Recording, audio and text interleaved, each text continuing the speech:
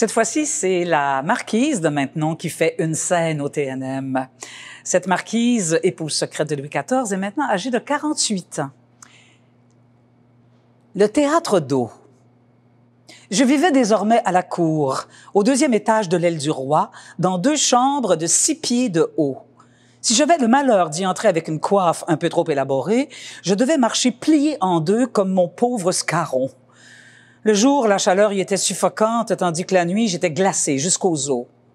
Pour atteindre les magnifiques appartements du roi, il fallait fendre les hordes de mendiants venus quêter leur nourriture, se frayer un chemin à travers les ordures, traverser des antichambres où régnait le lourd parfum des garde-robes et des privés. Les fêtes brillantes qu'on donnait à la cour, les bals, les feux d'artifice, les ballets, les opéras, même ceux de Lully que j'adorais, ne pouvaient masquer ce que l'endroit avait de dégoûtant une fois les lumières éteintes. La folie du jeu touchait à son comble et le vice italien était plus que jamais à la mode. Le propre frère du roi se fardait outrageusement, tout piqueté de mouches et couvert de bijoux, couvant d'un œil amoureux ces mignons qui formaient sa société habituelle. De plus, l'affaire des poisons battait son plein. L'infâme Madame Monvoisin venait d'être brûlée vive sur la place de Grève, et le roi s'inquiétait de ce que tout ce beau monde à la cour s'entre-assassinait sur fond de crapauds et d'alambics à la lueur des bougies noires.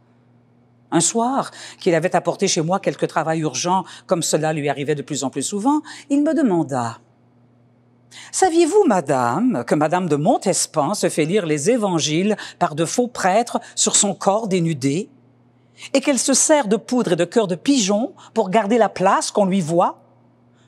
On dit qu'elle aurait tenté de me faire empoisonner. Croyez-vous qu'il soit plaisant de penser que lorsque je dînais chez elle, l'on me servait du vin avec des rognures d'ongles et du sperme de curé? » L'image me fit sourire, mais je savais qu'il exprimait là l'étonnement douloureux de constater que Versailles, cette merveille du monde, n'était plus qu'un repère de serpents et de charognes. Force était de constater que je jouais moi-même sur cette scène parmi un nombre restreint d'acteurs dont le rôle est de défendre une pièce vide. Je ne voyais plus le théâtre du dehors, mais du dedans. Il ne s'agissait plus de regarder, mais de jouer un personnage de dame de cour que je n'aimais pas.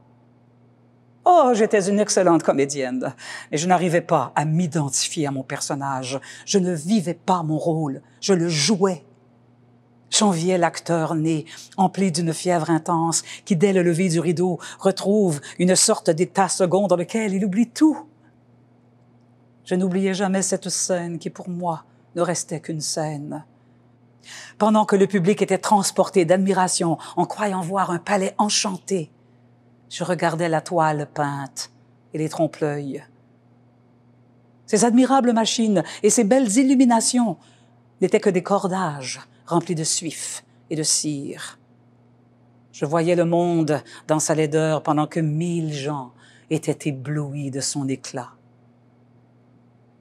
La cour est une pièce où les joies sont visibles et fausses, et les chagrins cachés, mais réels. Tout cela aurait suffi à me faire fuir au bout du monde si l'on ne me disait sans cesse que Dieu me voulait où j'étais. Le piédestal sur lequel se tenait Françoise Athénaïs de Montespan allait sous peu être renversé par les courtisans qui la détestaient, les gens d'église qui la haïssaient et le roi qui la délaissait progressivement pour assouvir son appétit de conquêtes amoureuses. Il devenait clair que la Providence avait voulu m'employer pour réformer la conduite de ce monarque et le scandale de sa cour. Je savais maintenant que Dieu, lui-même, m'avait placé auprès du roi et que je ne m'étais point avilie en devenant sa maîtresse. J'étais aimée du plus grand monarque que la terre ait jamais porté, de celui qui allait redevenir le grand roi de la chrétienté et qui régnait sur l'univers autant par la force que par l'admiration. J'aimais en lui le roi plus que l'homme. Je l'aimais d'un amour timide où le sentiment de ma dépendance se mêlait à celui de la reconnaissance.